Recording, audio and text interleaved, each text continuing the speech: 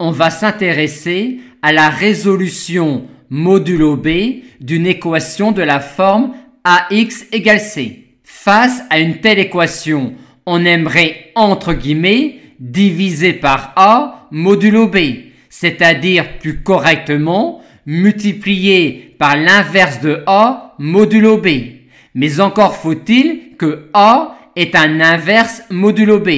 Or, on sait que c'est le cas si et seulement si A et B sont premiers entre eux. Ici, A et B sont bien premiers entre eux et on obtient l'inverse de 12 modulo 35 en écrivant une relation de Bézout entre 12 et 35. 3 est donc l'inverse de 12 modulo 35. Aussi, cette équation-là, modulo 35, est équivalente à celle-là, modulo 35.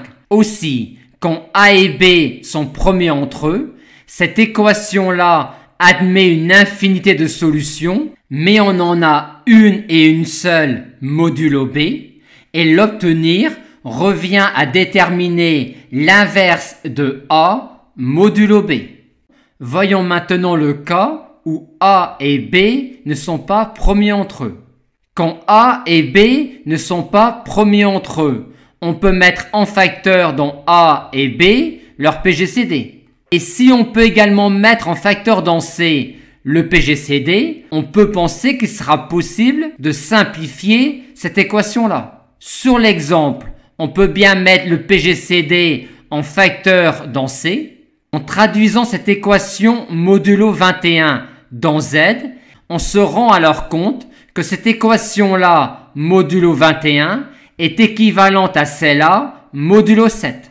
Et on retombe alors sur une situation du cas 1, car une fois mis le PGCD en facteur dans A et B, on récupère deux entiers qui sont premiers entre eux. Quand A et B sont premiers entre eux, on trouve une solution et une seule, modulo B. Maintenant, quand A et B ne sont pas premiers entre eux, mais que leur PGCD divise C, l'équation admet des solutions, mais cette fois-ci, il n'y a pas unicité de la solution modulo B, puisque cette fois-ci, pour résoudre l'équation, on a, entre guillemets, divisé l'équation modulo 21 par le PGCD de A et de B qui était 3, ce qui nous a donné une équation modulo 7. Et on a obtenu une solution et une seule modulo 7 et donc 3 solutions modulo 21. Maintenant, quand A et B ne sont pas premiers entre eux, mais que le PGCD de A et B ne divise pas C, que se passe-t-il? Dans ce cas, il n'y a pas de solution, car s'il existait un entier relatif X qui vérifiait cette relation-là, en l'écrivant dans Z, on aurait alors C qui s'écrirait comme combinaison linéaire de deux quantités qui sont divisibles par le PGCD de A et de B.